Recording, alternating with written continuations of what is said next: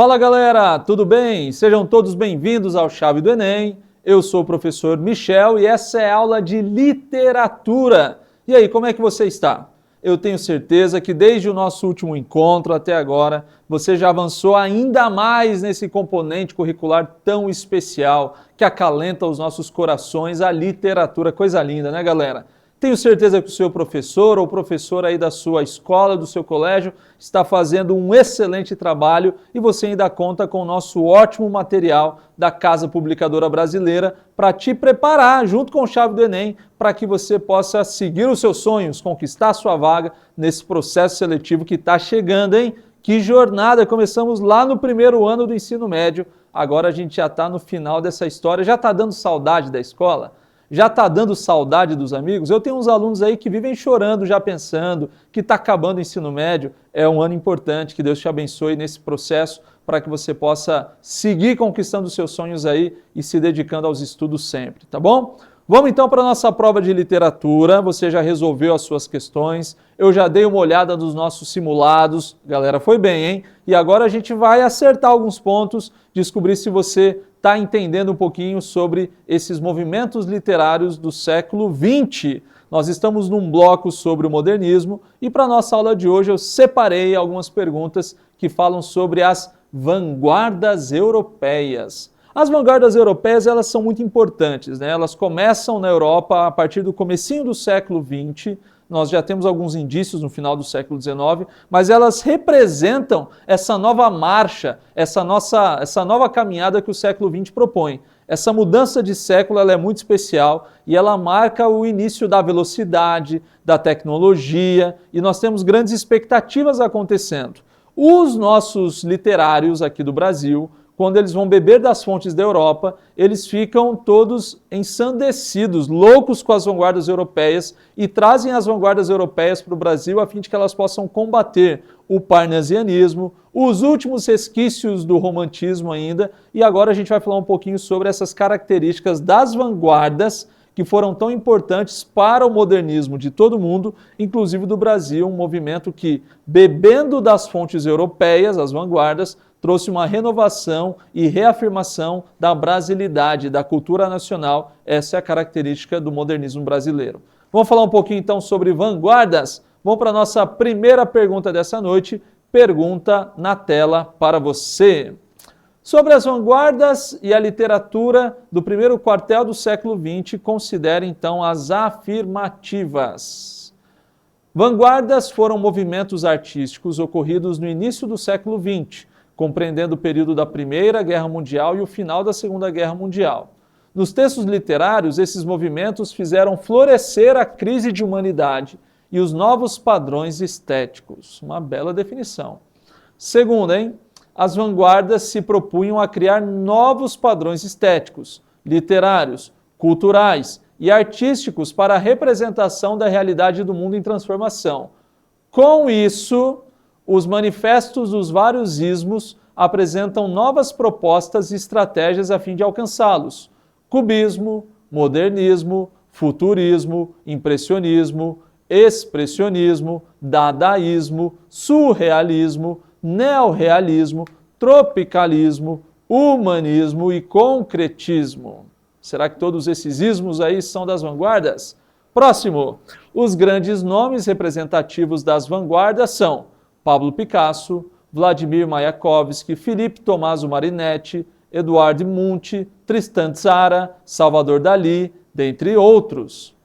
Próxima, no Brasil, a Semana de Arte Moderna marca a inclusão das tendências artísticas europeias e os novos rumos para as artes e literatura brasileiras, contando posteriormente com as revistas para a divulgação das produções literárias e manifestos para a definição e propagação dos próprios princípios. E ainda a última, as produções com características vanguardistas em Portugal tiveram seu primeiro surto com a publicação de Orfeu, com o objetivo de romper com o passado, negar a produção naturalista da realidade, superando o saudosismo e refletindo sobre as causas da decadência do país e da estagnação intelectual. Assinale então a alternativa que relaciona a sequência correta de verdadeiro e falso de cima para baixo, hein? Então vamos lá. Já vou dar uma dica para você. Nós temos apenas... eu queria que você colocasse na tela primeiro. Vai, coloca aí na tela se é A, B, C, D ou E, antes de eu dar a sua dica. É porque essa questão é uma verdadeira aula para você entender o que é a vanguarda europeia, o que são as vanguardas europeias. Já colocou aí? Está colocando no chat? A, B, C, D ou E? E a minha dica para você que já colocou aí no chat, para você não mudar, é que a gente só tem uma alternativa falsa. Todas as outras é aprender, é ler para aprender, é ler para ver o que é correto. Apenas uma delas é falsa. Então dá uma olhadinha aqui na segunda opção, que fala: as vanguardas se propunham a criar novos padrões estéticos. Muito bem, tá certo. Literários, culturais e artísticos para a representação da realidade do mundo em transformação. Perfeito, mas ela continua. E com isso, os manifestos dos vários ismos, ok, todos eles se chamam ismos mesmo, apresentam novas propostas e estratégias a fim de alcançá-los. Muito bem, agora os nomes. Cubismo, beleza, modernismo, que é a própria escola, mas pode ser colocada como a vanguarda também, futurismo, muito bem, impressionismo, ok, expressionismo, dadaísmo, surrealismo, neorrealismo, só que agora a gente vem tropicalismo, humanismo e concretismo. Tem 3 ismos aqui que estão pegando carona, né? O tropicalismo mesmo é um movimento literário do Brasil posterior ao modernismo e não anterior, como são as vanguardas.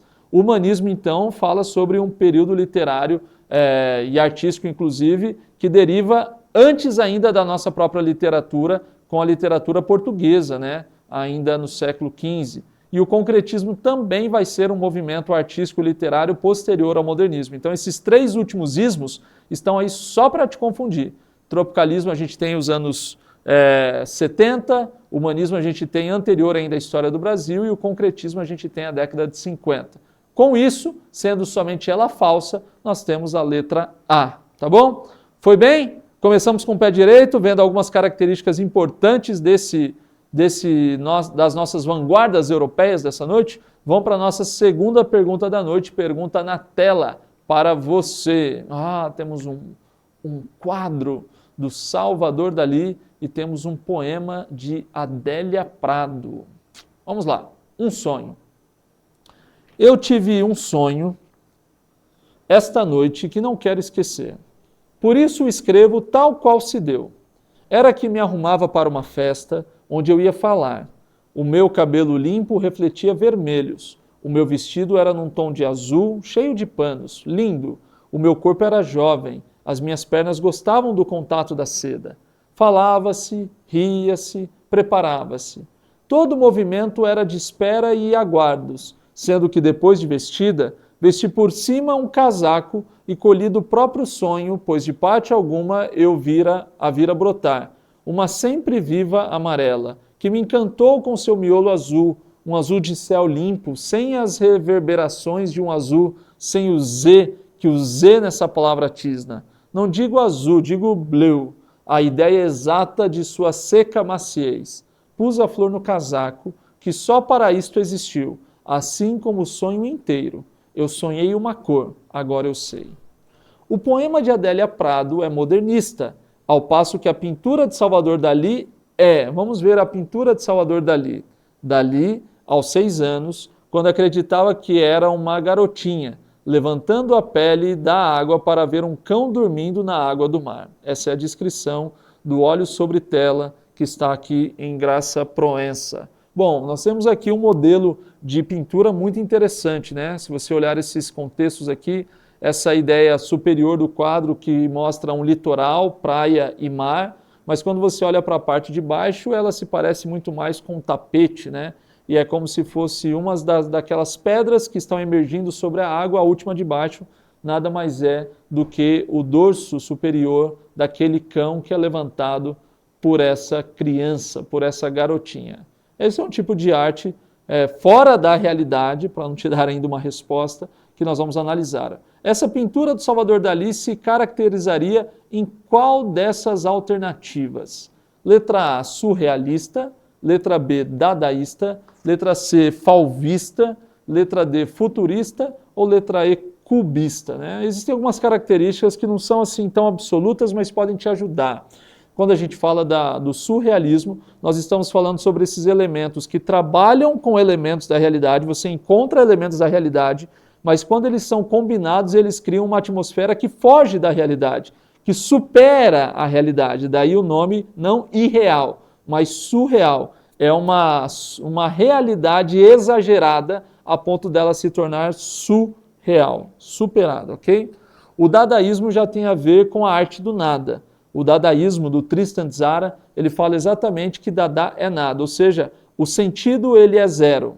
E a falta de sentido é a grande característica nos textos e também nas pinturas dadaístas. O fauvista é aquele que traz elementos da beleza do cotidiano. São quadros que trazem de forma leve, com tons leves, a beleza do cotidiano. O futurista vai trazer aspectos que envolvem a velocidade, a tecnologia, a rapidez para dentro dos seus quadros. Algumas obras que nós veremos aqui na nossa prova dessa noite, por exemplo. E o cubista tem que ver com essas formas geométricas. Existe uma maneira didática de ensinar um pouquinho do cubismo. Imagine que um belo quadro fosse pintado em uma placa de vidro. E depois de pintado nessa placa de vidro, a placa de vidro é jogada ao chão e ela é quebrada de forma sempre linear, pontiaguda, e depois se tentasse combinar, remontar esse quadro, mas quem sabe se perdendo algumas peças. E essas grandes linhas obtusas, pontiagudas, formariam então o que nós chamamos de cubismos, desses recortes, ok? Baseado nessas características, o que é que você já botou aí no seu chat, A, B, C, D ou E? Eu espero que você tenha entendido um pouquinho sobre essa relação desse quadro, assim como desse sonho, com o surrealismo letra A. Beleza? Vamos para frente então? Terceira pergunta dessa noite para você. Vamos falar um pouquinho sobre Filippo Tommaso Marinetti. E diz assim, questão 13, pergunta na tela. Nós cantaremos as grandes multidões movimentadas pelo trabalho. A vibração noturna dos arsenais e dos estaleiros sob suas violentas luas elétricas, e as usinas suspensas nas nuvens pelos barbantes de suas fumaças, as locomotivas de grande peito, como enormes cavalos de aço. Quem escreve isso é Filippo Tommaso Marinetti, no Manifesto do Futurismo. O Manifesto do Futurismo foi publicado pela primeira vez no jornal francês Le Figaro, ou Le Figaro, em 20 de fevereiro de 1909.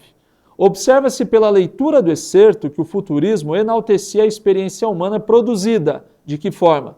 A experiência humana produzida, letra A, pela diversificação industrial com o emprego de novos tipos de energia e de metais.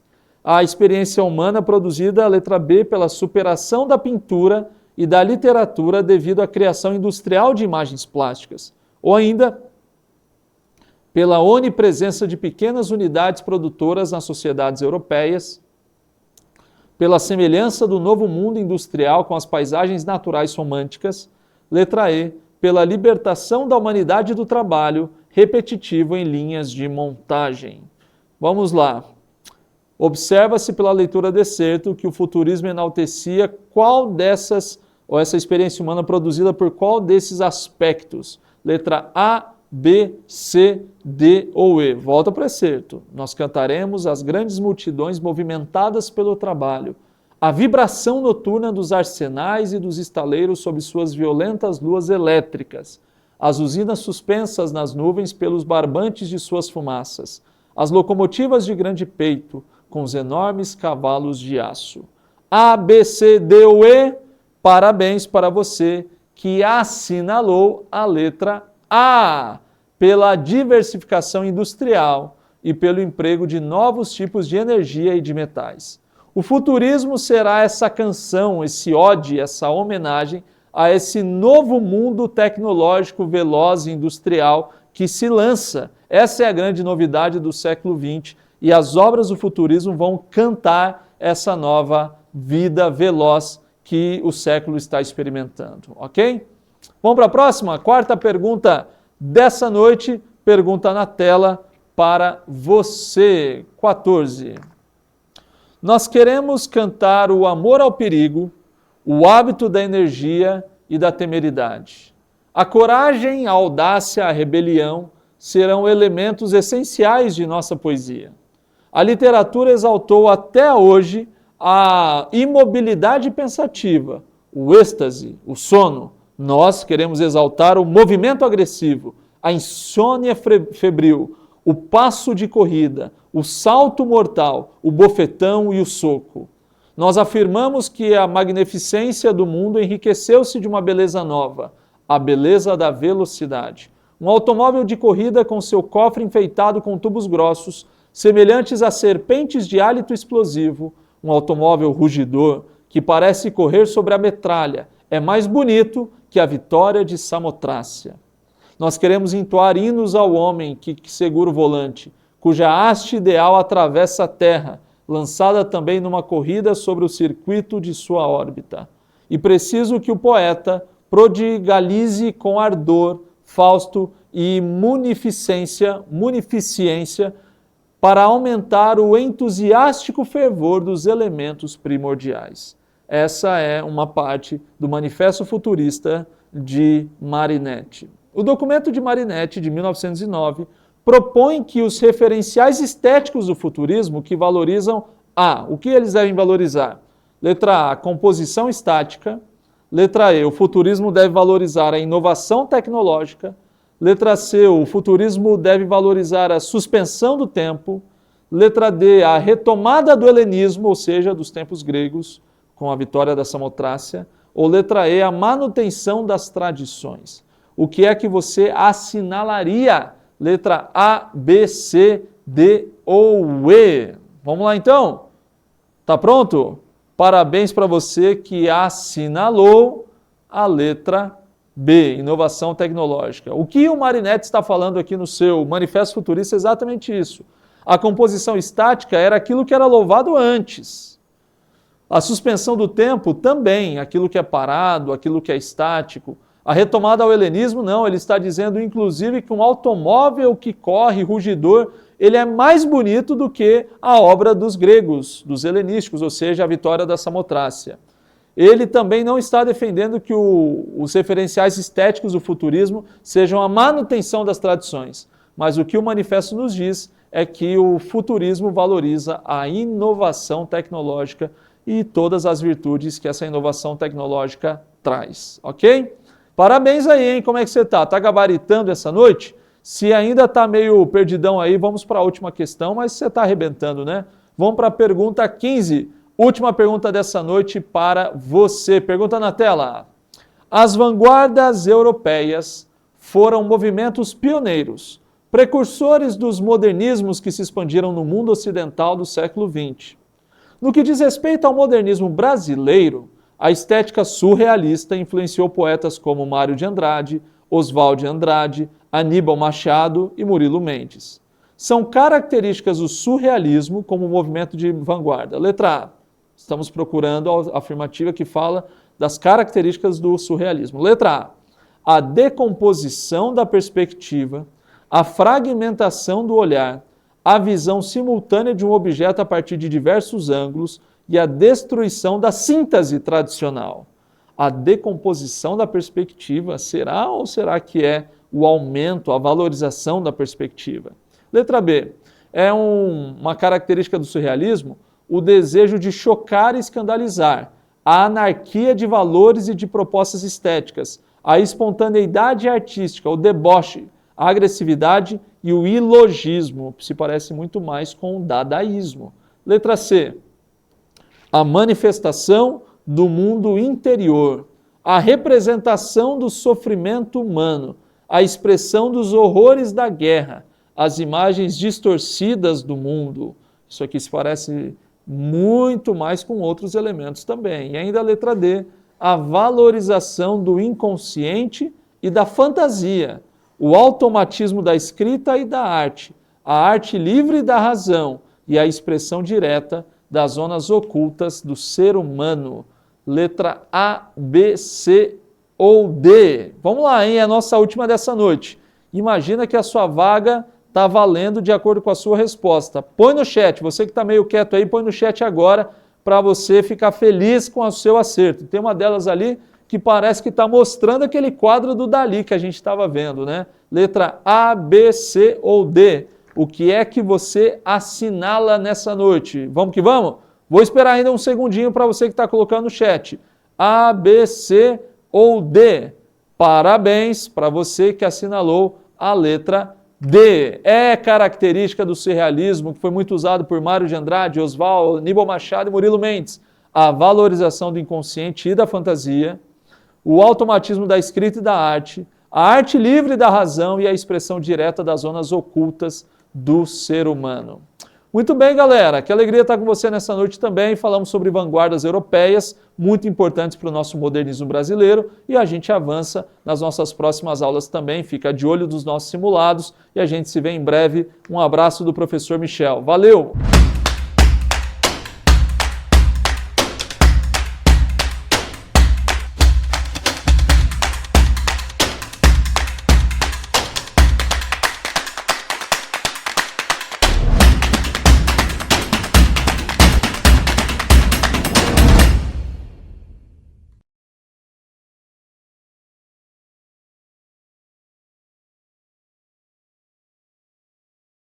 Fala, galerinha! E aí, tudo bom com vocês? Estão animados para mais uma aula de língua portuguesa? Eu sou a professora Ângela e estaremos juntos aqui no Chave do Enem para a resolução de mais umas questões. Vem comigo! Na aula de hoje, nós vamos estudar um pouquinho mais sobre orações subordinadas e um pouco também de interpretação de texto, que afinal de contas é o conteúdo que mais tem caído no Enem e também nos vestibulares. Nossa primeira questão tem como enunciado o seguinte: o texto da professora e jurista estadunidense Kimberly Crenshaw define o conceito de interseccionalidade para o estudo das discriminações, das múltiplas discriminações. E aí a gente tem o seguinte: a partir dessa definição, é possível dizer que os dados do DIEESE sobre o mercado de trabalho brasileiro em 2021 indicam que... Então, aí nós temos a nossa pergunta. Eu gosto de colocar as coisas sempre na ordem contrária aqui, mas é claro que no vestibular você não vai encontrar essa ordem, tá bom? Só explicando, porque de repente você está nos assistindo pela primeira vez e vai ver assim, que professora estranha, não começa sempre pelo texto? Sim... Nos vestibulares e no Enem, sempre você vai ter primeiro o texto e depois a pergunta. Mas por que eu faço isso? Só relembrando, porque isso faz com que a gente leia o texto com mais foco, aquilo que é necessário a gente compreender, tá? Então, o texto vai dizer o seguinte: a associação de sistemas múltiplos de subordinação tem sido descrita de vários modos: discriminação composta, cargas múltiplas ou como dupla ou tripla discriminação. A interseccionalidade é uma conceituação do problema que busca capturar as consequências estruturais e dinâmicas da interação entre dois ou mais eixos da subordinação.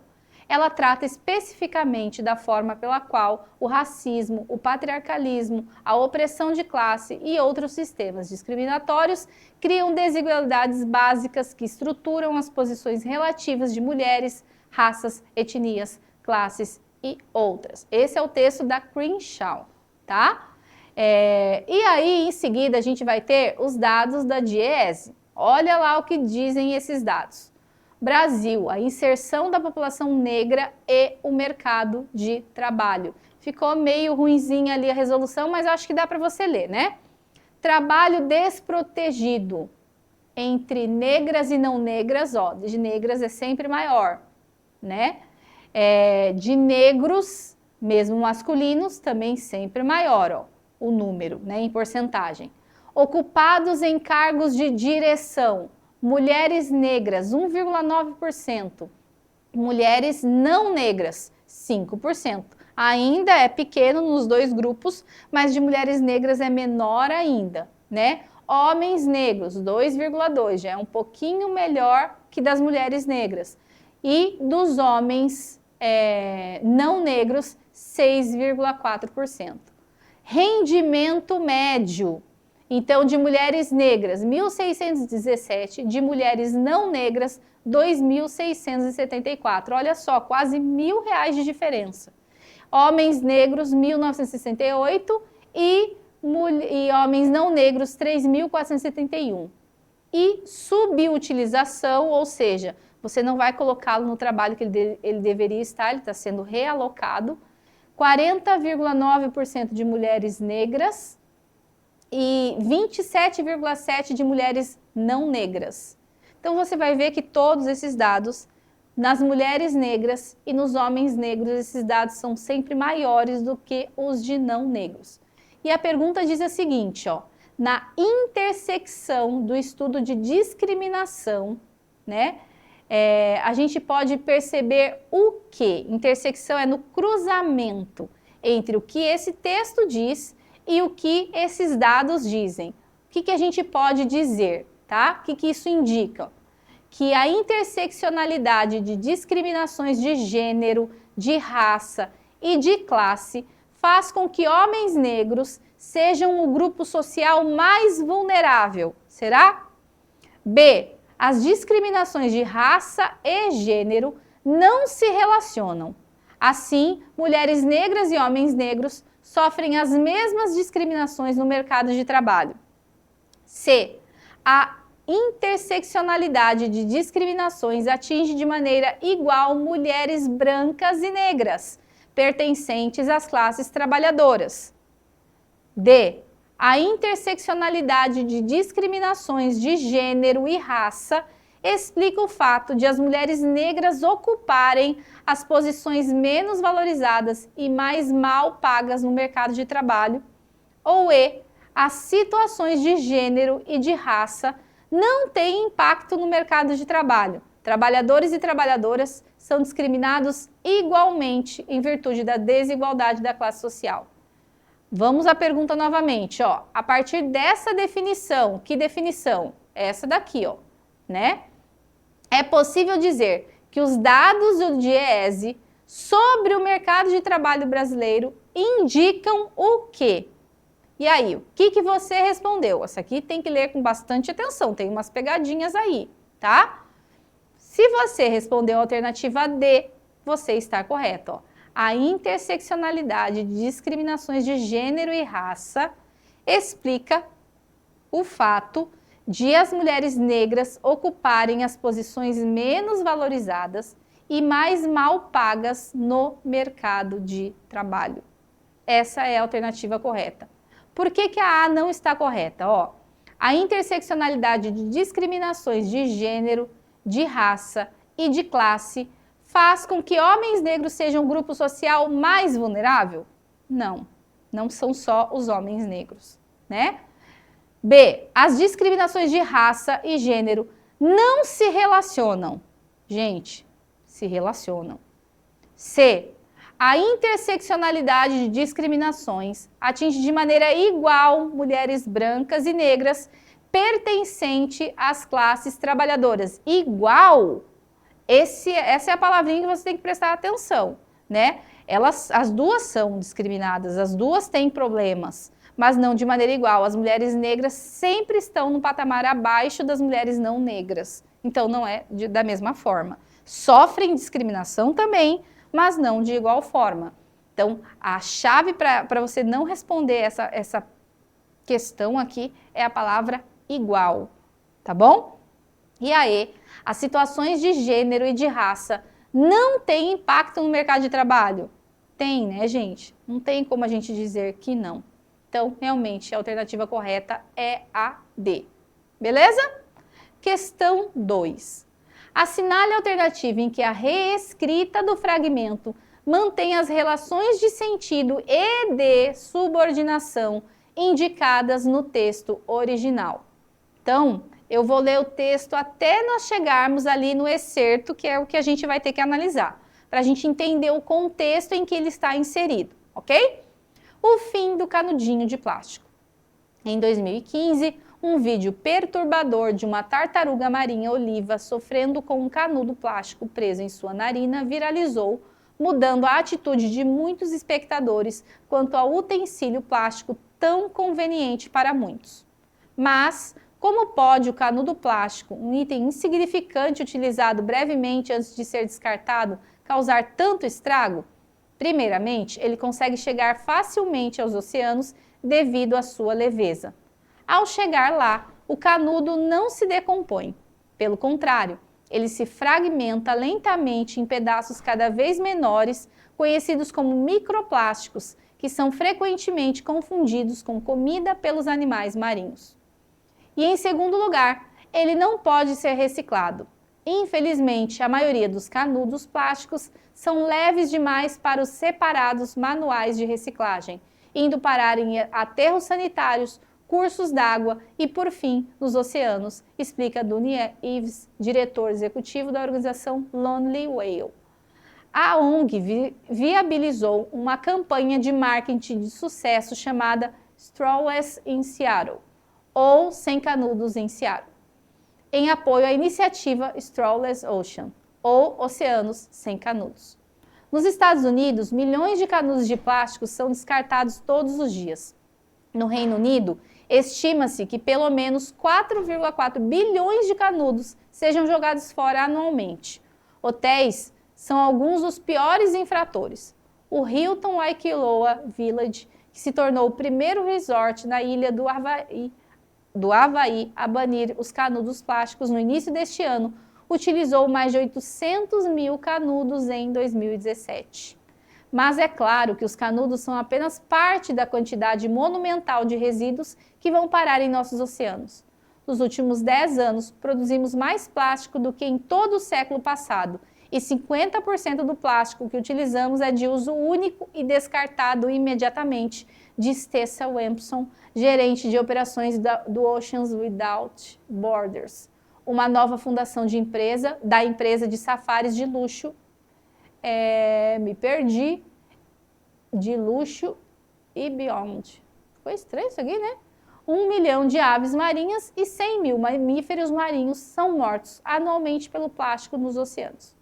44% de todas as espécies de aves marinhas, 22% das baleias e golfinhos, todas as espécies de tartarugas e uma lista crescente de espécies de peixes já foram documentados com plástico dentro ou em volta de seus corpos. Mas, agora, o próprio canudo plástico começou a finalmente se tornar uma espécie ameaçada, com algumas cidades nos Estados Unidos, Seattle, Washington, Miami Beach, Fort Myers Beach, na Flórida, Malibu, Davis e São Luís Obispo, na Califórnia, banindo seu uso, além de outros países que limitam itens de plástico descartável, o que inclui os canudos. Belize, Taiwan e Inglaterra estão entre os mais recentes países a proporem a proibição. Mesmo ações individuais podem causar um impacto significativo no meio ambiente e influenciar a indústria. A proibição em uma única rede de hotéis remove milhões de canudos em um único ano. As redes Anantara e Avani estimam que seus hotéis tenham utilizado 2 milhões e 49 mil de canudos na Ásia em 2017 e a Accor Hotels estima o uso de 4,2 milhões de canudos nos Estados Unidos e Canadá também no último ano. Aí vem a nossa questão. Embora utilizar um canudo não seja a melhor das hipóteses, algumas pessoas ainda os preferem ou até necessitam deles, como aqueles com deficiências ou dentes e gengivas sensíveis. Se quiser usar um canudo, os reutilizáveis de metal ou vidro são a alternativa ideal. A Final Straw, que diz ser o primeiro canudo retrátil reutilizável do mercado, está arrecadando fundos através do Kickstarter. E aí, continua o texto e chegamos à nossa pergunta. Então, aquele excerto ali, ó, embora utilizar um canudo não seja a melhor das hipóteses, algumas pessoas ainda os preferem ou até necessitem deles. Assinale a alternativa em que a reescrita do fragmento mantém as relações de sentido e de subordinação. Então, alternativa A. Utilizar um canudo não é a melhor das hipóteses, ainda que algumas pessoas os prefiram ou até necessitem deles. Será que, se a gente fizer essa alteração, nós teremos ali o mesmo tipo de relação de sentido e de subordinação? B. Visto que a utilização de um canudo não é a melhor das hipóteses, algumas pessoas ainda os preferem ou até necessitam deles. C. Mesmo que a utilização de um canudo não seja a melhor das hipóteses, algumas pessoas ainda os preferem ou até necessitem deles. D. Considere-se que utilizar um canudo não seja a melhor das hipóteses, porque ainda há algumas pessoas que os preferem ou até necessitam deles. Ou E. Concluindo-se que utilizar um canudo não seja a melhor das hipóteses, consideremos algumas pessoas que ainda os preferem ou até necessitem deles. O que continua igual aí em relação ao sentido e à função de subordinação? Essa é meio complicadinha, né? A resposta certa é a alternativa C. Primeiro, por quê? Mesmo que é uma locução conjuntiva que vai trazer o mesmo sentido de concessão do embora. Então, se mantém o mesmo sentido, obviamente a gente vai ter ali o mesmo tipo de subordinação. Uma oração subordinada, adverbial, concessiva. E a gente tem inclusive a mesma ordem. A gente começa pela oração subordinada e algumas pessoas ainda os preferem ou até necessitem deles, vai ser a oração principal. Então, certíssimo. Agora, por que a A não é a melhor coisa? Olha lá, ó, ainda que é uma locução conjuntiva, nesse primeiro exemplo, na letra A, vai aparecer onde lá na outra oração nós tínhamos a oração principal. Então, só por isso nós já não teríamos ali o mesmo tipo de subordinação. E esse ainda que também tem um outro sentido que não o de concessão. A B, visto que a utilização, o resto é tudo igualzinho, né? Estaria perfeito se, visto que, também tivesse ideia de oposição, de concessão, visto que tem sentido de causa. Então, isso aí seria uma oração subordinada adverbial causal. Então, não tem como preservar o mesmo sentido e muito menos o mesmo tipo de subordinação. A D, considere-se que utilizar um canudo não seja melhor das hipóteses, porque ainda há algumas pessoas. Ó, não temos ali de novo a gente vai inverter. A oração que vai ter a conjunção, que aparece ali, é a próxima, que vem com o porquê. E esse porquê tem sentido de causa ou explicação, né? Então, não tem como ter o mesmo sentido. E a alternativa E, concluindo-se que utilizar um canudo não seja a melhor das hipóteses, consideremos algumas pessoas que ainda os preferem. Também a gente não tem ali o mesmo sentido. Então, a alternativa correta realmente é a C, ok? Chegamos à terceira questão, que tem como título, o título não enunciado, o seguinte. Observamos a recorrência de uma mesma estrutura sintática na articulação de todas as orações que compõem o texto à primeira vista. Sobre esse recurso, né? Observe as afirmações e marque a alternativa correta. Vamos ao texto. Olha lá. À primeira vista, quando não tinha nada, eu quis. Vou dar uma de cantora aqui. Quando tudo era ausência, esperei. Mas não canto bem, né? Então é melhor eu ler. Quando tive frio, tremi. Quando tive coragem, liguei. Quando chegou carta, abri. Quando ouvi Prince, dancei. Quando o olho brilhou, entendi. Quando criei asas, voei. Quando me chamou, eu vim. Quando dei por mim, estava aqui. Quando lhe achei, me perdi. Quando vi você, me apaixonei. E aí, essa música, à primeira vista, o que a gente pode dizer que está correta? Que afirmativa sobre essa repetição, essa recorrência dessa mesma estrutura sintática tem?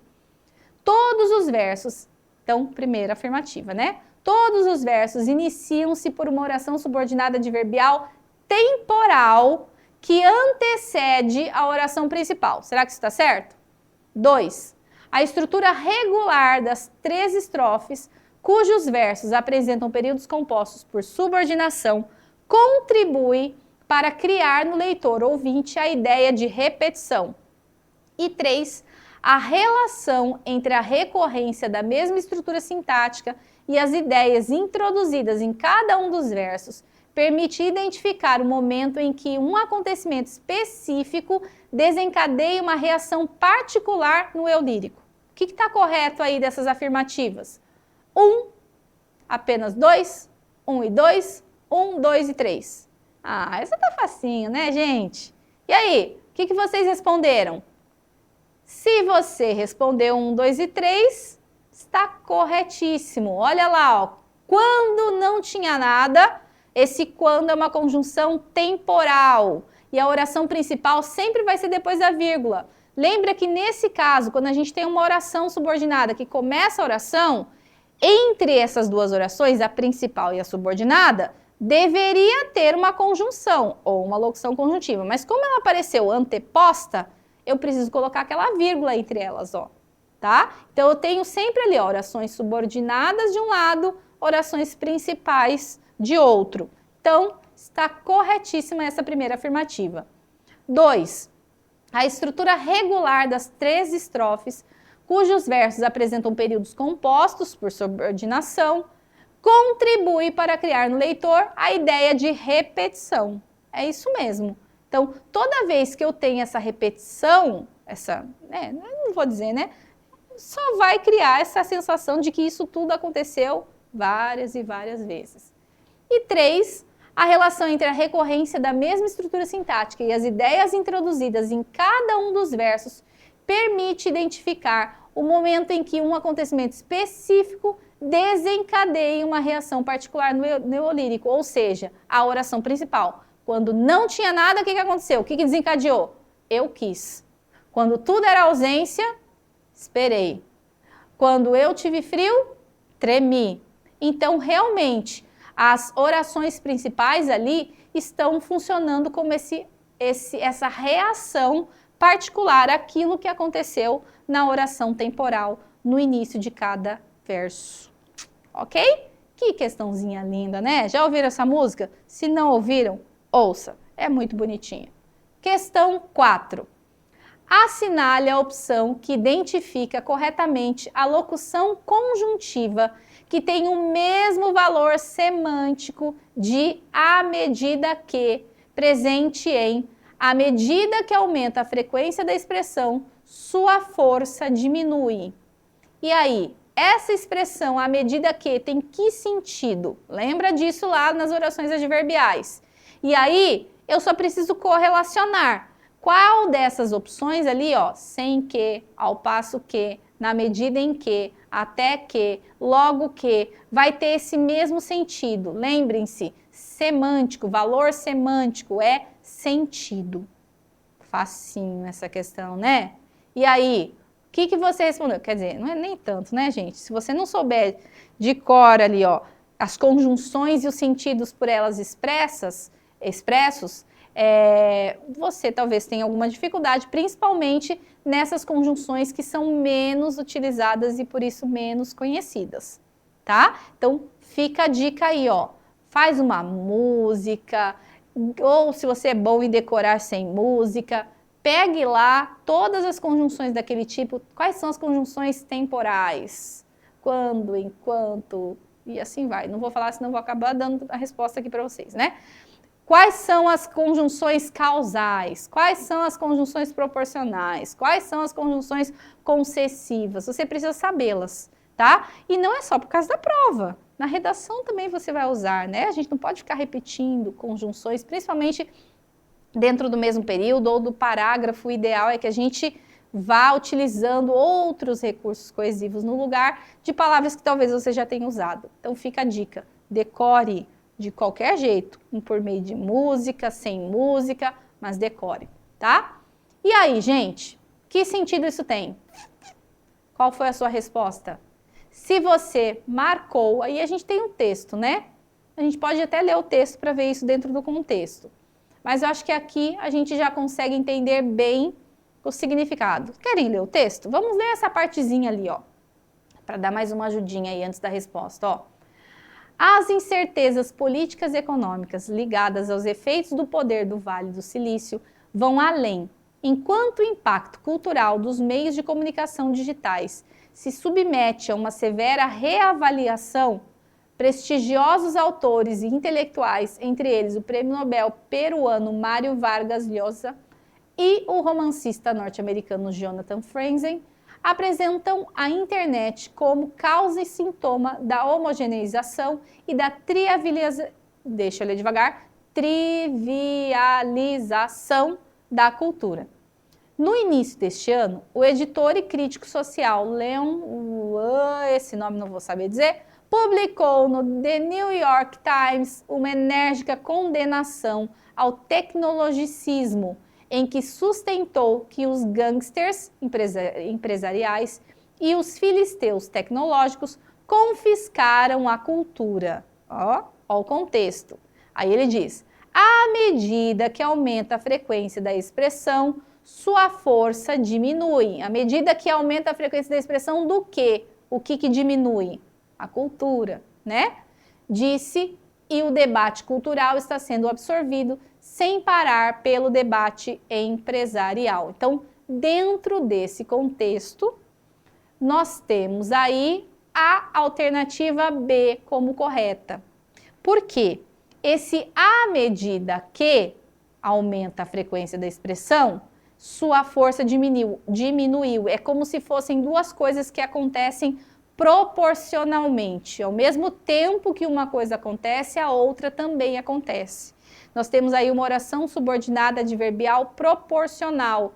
E a outra conjunção ou locução conjuntiva que estabelece também essa relação de sentido é ao passo que.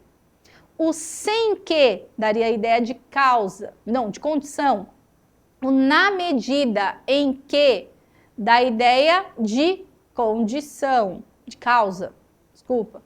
Até que, de tempo, e logo que, de tempo também. Então, a única opção que também tem ideia de proporção é a alternativa B. Beleza? A 5, nós temos ali uma charge, né? Não, é uma charge. Sobre a linguagem verbal utilizada no texto, é correto concluir que. Então, vamos ler juntamente com as imagens, porque a gente sabe que num texto como esse, tudo vai contribuir para nós entendermos ali o contexto. Enquanto isso, na grande, deve ser alguma cidade, né? Nada melhor que uma bike para desestressar. A alternativa A diz o seguinte, enquanto é um conectivo de alternância e pode ser substituído por ou. Será que aquele enquanto isso na grande tem ideia de alternância? B. Isso é um pronome indefinido e aponta para o passado do leitor. C. As reticências utilizadas expressam a continuidade de uma enumeração não concluída. D. Que é um conectivo de comparação e está subordinado ao termo melhor. Nada melhor que uma bike para desestressar, será? E E. Para é uma preposição final utilizada no texto para indicar o destino da personagem. Nada melhor que uma bike para desestressar. Será que esse para vai indicar o destino do personagem? E aí? Essa tá fácil, né, gente? Aí tem uns conteúdos misturados aí com subordinação, com lá classes gramaticais, né? Que se você for bem esperto e bem estudioso, você vai matar de cara várias dessas alternativas. Então vamos à resposta? A alternativa correta é a D. O que é um conectivo de comparação, ó. Nada melhor que uma bike para desestressar. Está comparando uma coisa a outra. Então, está subordinado ao termo melhor. Melhor que o quê? Né? Agora, A. Enquanto é um conectivo de alternância? Não, gente. Esse enquanto isso na grande São Paulo, provavelmente, né? Esse enquanto dá ideia de tempo, não de alternância. Então, errado. Lembra que eu falei na questão anterior que se a gente sabe de cor as conjunções e os sentidos por elas expressos, a gente vai conseguir resolver várias questões? Essa é uma delas, ó. Logo de cara, você saberia que a A está errada. A B, questão básica lá de classes gramaticais, gente. Isso é um pronome indefinido? Isso é um pronome demonstrativo. Esse, isso, aquele, aquilo. Então, já está errado. C. As reticências utilizadas expressam a continuidade de uma enumeração não concluída. Enumeração, ele está citando vários elementos ali que não foram concluídos? Não, gente. Só quis ali ocultar o nome da cidade, tá? E E, para uma preposição final utilizada no texto para indicar o destino do personagem. Primeiro, se fosse final, daria ideia de finalidade e não destino, tá? E segundo, o para desestressar, desestressar não é um destino, né? Então, errado, totalmente errado. A única correta ali é a alternativa D. Beleza? Vamos para a nossa sexta questão, que vai trazer como enunciado o seguinte, ó. Na tirinha, há uma oração subordinada substantiva completiva nominal. Identifique-a. Opa, vamos lá, as orações subordinadas substantivas. As completivas nominais, só para dar uma dica, elas serão sempre complementos do quê? De um nome. Então, presta atenção nessa dica, ó. Hoje vou ficar aqui tranquila e contemplativa, evitando duas coisas, sofrer e suar. Mas lembre que a vida acontece fora da zona de conforto. Tenho certeza de que quem escreveu isso tinha ar-condicionado. Provavelmente. Com esse calorão que tem feito, né, gente? Não tem como a gente não acreditar nisso. Mas vamos lá, nossa oração subordinada completiva nominal. O que seria ali uma oração subordinada completiva nominal? Alternativa A, acontece fora da zona de conforto. B, evitando duas coisas, sofrer e suar. C, hoje vou ficar aqui tranquila e contemplativa. D, mas lembre que a vida. Ou E, tenho certeza de que quem escreveu isso tinha ar-condicionado. E aí, galerinha? Vamos à resposta? Vamos ver se vocês acertaram? Essa aqui, os meus alunos costumam se confundir. Então, vamos ver se vocês não confundiram. Vamos lá, ó.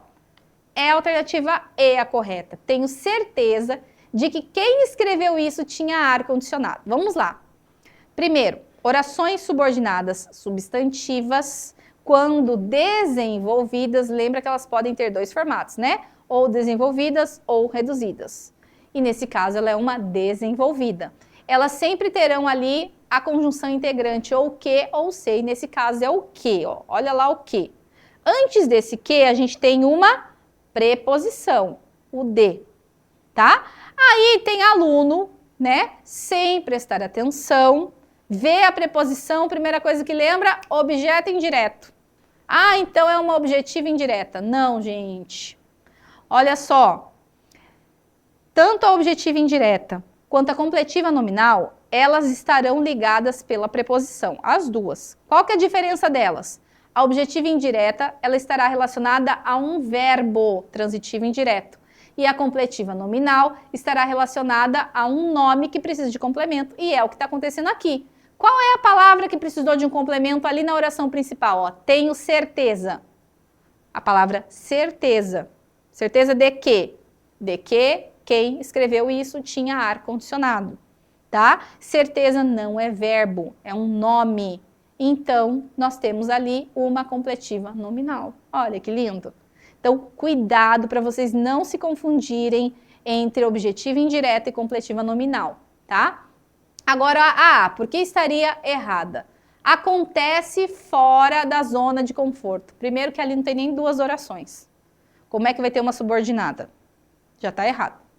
B, evitando duas coisas, sofrer e suar. Lembra que nas subordinadas, quando a gente tem dois pontos, a gente tem que tipo de oração mesmo?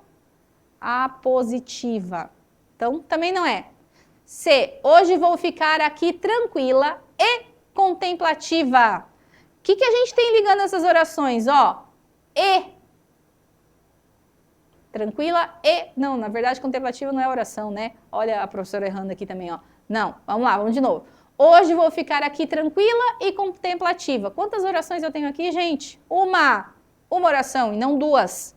Então, não tem como ter uma oração subordinada se eu só tenho uma oração. Subordinada a quem? Ao fantasminha? Não. Então, não tem como ser a C. E a D, mas lembre que a vida, opa, aqui a gente até tem uma partezinha que a vida é alguma coisa, né?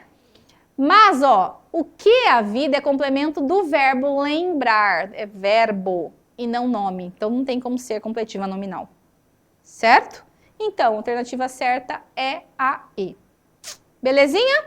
Vamos para a nossa 7ª questão, que vai trazer ali um texto, e a pergunta é a seguinte: no texto, o conectivo se bem que estabelece relação de, ó, de novo, conectivo e relações de sentido, tá? Se você vai fazer vestibular, vai fazer Enem, precisa ter de cor as conjunções e os sentidos por elas expressos. Não só para a prova de português, mas também em redação. Já disse isso agora há pouco.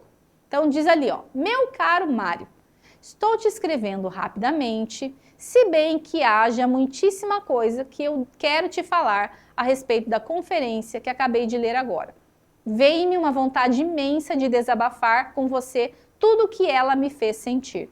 Mas é longo, não tenho o direito de tomar seu tempo e te chatear. Fernando Sabino. Então, esse se bem que estabelece sentido do quê? Conformidade, condição, concessão, alternância ou consequência. E aí? Mesmo que você não saiba de cor, gente, pelo sentido do texto já dá para você dizer. Conformidade é estar de acordo com alguma coisa. Condição, uma ideia condicional. Concessão, sempre quando tem uma ideia de oposição. Alternância, quando o próprio nome já diz, você alterna entre uma coisa ou outra. E consequência é o resultado de alguma coisa. E aí, que sentido tem esse se bem que haja muitíssima coisa que eu quero te falar? Estou te escrevendo rapidamente, se bem que haja muitíssima coisa que eu quero te falar. Da ideia do que, gente? Aí, ó, lendo também a gente consegue responder essa questão, mesmo não sabendo de cor talvez todas as conjunções. O que você responderia? Alternativa C, concessão, ó. Estou te escrevendo rapidamente, se bem que haja muitíssima coisa que eu quero dizer. Então, é uma quebra de expectativa em relação ao que ele vinha dizendo, tá?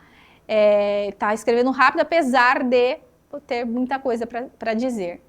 Então, concessiva, não tem ideia de conformidade, nem de condição, nem de alternância e nem de consequência, tá bom? Vamos à nossa 8ª questão, penúltima, é isso? Penúltima? Antepenúltima. Ó, sou ruim nessas coisas, né? Antepenúltima questão. Considere as seguintes afirmações sobre os 4 períodos que compõem o texto. Então, vamos ler o texto ali, ó. Todas as variedades linguísticas são estruturadas e correspondem a sistemas e subsistemas adequados às necessidades de seus usuários. Mas o fato de estar a língua fortemente ligada à estrutura social e aos sistemas de valores da sociedade conduz a uma avaliação distinta das características das suas diversas modalidades regionais, sociais e estilísticas. A língua padrão, por exemplo, embora seja uma entre as muitas variedades de um idioma, é sempre a mais prestigiosa, porque atua como modelo, como norma, como ideal linguístico de uma comunidade. Do valor normativo decorre a sua função coercitiva sobre as outras variedades, com o que se torna uma ponderável força contrária à variação. O que é correto dizer, então? Afirmativa 1. Tendo em vista as relações de sentido constituídas no texto, o primeiro período estabelece uma causa cuja consequência aparece no segundo período. Olha lá, primeiro período. Todas as variedades linguísticas são estruturadas e correspondem a sistemas e subsistemas adequados às necessidades de seus usuários. Esse seria o primeiro período. Isso da ideia de causa. Causa cuja consequência aparece no segundo período. Mas o fato de estar a língua fortemente ligada à estrutura social e aos sistemas de valores da sociedade conduz a uma a avaliação distinta das características e assim continua. Então, isso seria uma consequência, uma consequência da causa que apareceu na primeira oração. Desculpa. 2. O uso de orações subordinadas, tal como ocorre no terceiro período, é muito comum em textos dissertativos. Vamos achar ali o terceiro período. Começa ali, ó. A língua padrão, por exemplo, embora seja uma entre as muitas variedades de um idioma, é sempre a mais prestigiosa. Aqui a gente tem uma oração subordinada. Será que isso é recorrente nos textos dissertativos? Se tiver certo, né? 3. Por formarem um parágrafo tipicamente dissertativo, os 4 períodos se organizam em uma sequência constituída de introdução, desenvolvimento e conclusão. E por último, a quarta assertiva, o procedimento argumentativo do texto é dedutivo, isto é, vai do geral para o particular. Então, será que é isso que está acontecendo no texto? E aí, o que você respondeu? Alternativa A, 1 e 2, B, 1 e 3, C, 3 e 4, D, 1, 2 e 4 ou E, 2, 3 e 4. E aí, vamos à resposta? Se você colocou 2, 3 e 4, você acertou. Como você pode já imaginar, a 1, gente, está totalmente errada. Olha lá, todas as variedades linguísticas são estruturadas e correspondem a sistemas e subsistemas adequados às necessidades de seus usuários. Isso tem a causa apenas, tá? Outra coisa, gente, consequência, né? Que ele diz aqui, uma causa cuja consequência aparece no segundo período. Eu teria que ter essa consequência no mesmo período e não no outro período, tá? Então, totalmente equivocada. Agora, 2. O uso de orações subordinadas é muito comum em textos dissertativos. Sim, e você precisa aprendê-los a usar corretamente para ir bem, por exemplo, na prova de redação do Enem, tá bom? 3. Por formarem um parágrafo tipicamente dissertativo, os 4 períodos se organizam em uma sequência constituída de introdução, desenvolvimento e conclusão. Sim, ele começa falando ali sobre as variedades linguísticas, depois ele vai trazer toda a argumentação dele em relação a isso e, por último, a conclusão das ideias ali no final do parágrafo, tá? E, por último, 4, o procedimento... Opa, deixa eu voltar aqui, né, que tem a resposta. O procedimento argumentativo do texto é dedutivo, isto é, vai do geral para o particular. Sim, ele vai do geral, falando ali sobre as variações linguísticas, e no final do particular ele vai falar especificamente da norma padrão do uso da língua e que ela é coercitiva em relação às demais variantes. Ok? Então, está correto. Penúltima questão, agora acertei. É comum nas charges o uso de linguagem coloquial. Ok, até aqui nada demais. No segundo balão, percebe-se uma falha de pontuação consoante ou de acordo com a norma padrão, por não separar que tipo de oração. Olha lá, oração subordinada de novo. O que você acha de jogar sem torcida? Qual é o segundo balão? Aquele ali, ó. Esse segundo que nós temos que analisar. Se torcida ganhasse jogo, a seleção da China era campeã mundial. E aí, tem realmente ali uma falha de pontuação? Olha lá, que vai separar que tipo de orações, né? Orações coordenadas assindéticas, termos da mesma função sintática, oração coordenada sindética explicativa, oração subordinada adverbial anteposta, ou seja, que vem antes, ou oração subordinada substantiva apositiva. O que a gente tem aí? Deu para responder já? Você já respondeu, né? Vamos só ver se vocês já acertaram. A D, gente, ó. Se torcida ganhasse... Não, desculpa. Estou colocando no lugar errado. Se torcida ganhasse jogo, vírgula, a seleção da China era campeã mundial. Então, se torcida ganhasse jogo, a gente tem ali uma oração subordinada adverbial condicional, que veio antes da oração principal, que começaria com a seleção da China era campeã mundial. né? Lembra que eu falei para vocês que nas orações subordinadas é muito comum a gente ter primeiro a subordinada e depois a principal? E que quando isso acontece, entre essas duas orações, eu preciso colocar uma vírgula, já que eu não tenho o elemento conectivo que apareceu no começo aqui, tá? Então, lembre-se desse detalhe. Agora, a alternativa A, orações coordenadas assindéticas. Como assim assindéticas? Assindéticas seria sem conjunção, mas a gente já tem ali logo no começo o C, ó, conjunção condicional, né? Errado. E nem é coordenado, é subordinado. Termos da mesma função sintática. Não temos mesma função sintática. A primeira oração é a oração subordinada adverbial condicional. A segunda é uma oração principal. Então, errado. C, oração coordenada sindética explicativa. Não, gente, o C dá a ideia de condição e não de explicação. E E, oração subordinada substantiva apositiva, também não tem sentido de aposto. Beleza? E chegamos à nossa última questão, que está relacionada a esse texto, e a pergunta é: assinale a única alternativa que indica a classificação sintática correta para cada oração em destaque no texto. Então, esse é o tipo de texto que eu não preciso lê-lo completo. Eu vou, a partir do lugar ali que aparece a primeira oração que eu preciso analisar, tá? Então, é improvável que essa postura se generalize. Essa é a primeira. A segunda, como a gente tem que olhar um pouquinho antes, né? Ó, os empregadores não só se preocuparam com a possibilidade de que os dados sejam interpretados incorretamente, depois ali a outra, né? Onde que a gente pode começar? Sob luz negativa, como a Comissão de Igualdade no Emprego dos Estados Unidos anunciou que planeja revogar a regra que requer que as empresas recolham dados sobre remuneração. E aí, qual é a alternativa correta? A, B, C ou D? Então, cada uma dessas orações aí a gente vai ter que analisar a resposta. O que você respondeu? Vamos lá? A alternativa A é a correta. Agora vamos entender por quê. Se eu entender por que essa, eu não tenho por que explicar as outras, porque você vai ver logo de cara que estão erradas. Então vamos lá. É improvável, oração principal, que essa postura se generalize, oração subordinada substantiva, tá?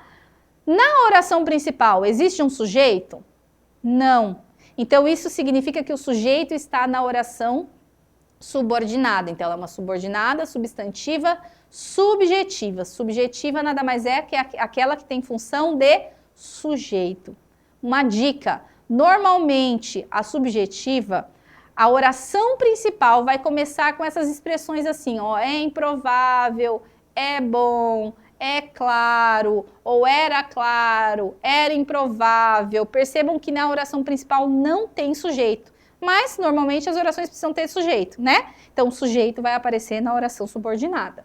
Então está certo. A2 está dizendo ali que é completiva nominal. Substantiva, completiva, nominal. Vamos dar uma olhada ali, ó. Os empregadores não só se preocuparam com a possibilidade de oração principal, de que os dados sejam interpretados incorretamente. A gente já fez uma questão de completiva nominal nesse chave do Enem, né? Tem o D. Aí a gente precisa prestar atenção. Poderia ser objetiva indireta ou completiva nominal. Então, o que eu preciso analisar agora? Esse de que os dados sejam interpretados, ele corresponde ao complemento de que palavra da oração principal? De possibilidade. Possibilidade é nome, não é verbo, então não tem como ser objetiva indireta, vai ser completiva nominal, tá? Agora, 3 está dizendo ali que é subordinada, substantiva, objetiva, direta. Vamos lá. Ou os mostrassem sob luz negativa, como a Comissão de Igualdade no Emprego nos Estados Unidos anunciou o quê? Que planeja revogar a regra. A Comissão de Igualdade do Emprego nos Estados Unidos anunciou. Que tipo de verbo a gente tem aí, ó? Um verbo transitivo, precisa de complemento. O que anunciou? Que planeja, nossa, eu ia ler planeta, gente. Que planeja revogar a regra. Então, isso é o objeto direto do verbo anunciar numa oração. Então, temos uma oração subordinada, substantiva, objetiva, direta, tá? E a última, que requer. Esse que requer, o que está requerendo? A regra, ó. Esse que, nesse caso, não é uma conjunção integrante, ele é um pronome relativo, tá? Uma dica, ó. Eu posso trocar esse pronome relativo por outro pronome relativo, ó. Anunciou, vamos ler desde o começo ali. A Comissão de Igualdade no Emprego nos Estados Unidos anunciou que planeja revogar a regra, a qual requer que as empresas recolham dados sobre remuneração. Tá vendo como a gente consegue substituir esse que ali do início da oração 4 por outro pronome relativo?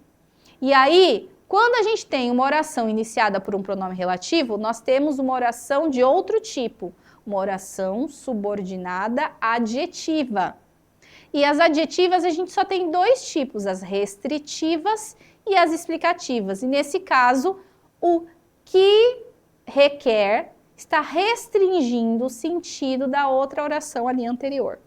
Então, é uma oração subordinada adjetiva restritiva. Feito? Todas as dúvidas sanadas? Eu espero que sim e que você a cada dia mais estude e se prepare para o seu Enem, para o seu vestibular, que está chegando, né, gente? Um abraço para todos e nos vemos daqui uns dias mais. Tchauzinho!